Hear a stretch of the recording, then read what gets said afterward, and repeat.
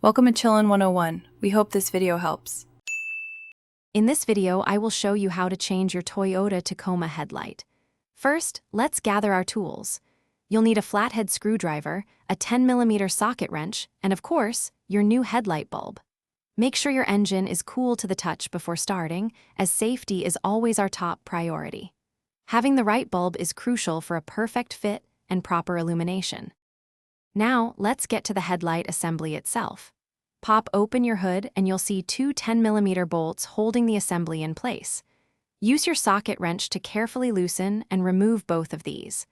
Once the bolts are out, gently pull the entire headlight assembly straight forward. It's held by a few clips, so a firm but gentle tug will release it.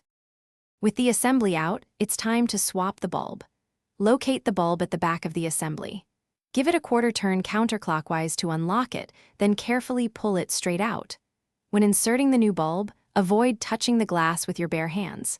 Align the tabs, push it in, and twist it clockwise a quarter turn to secure it firmly in place.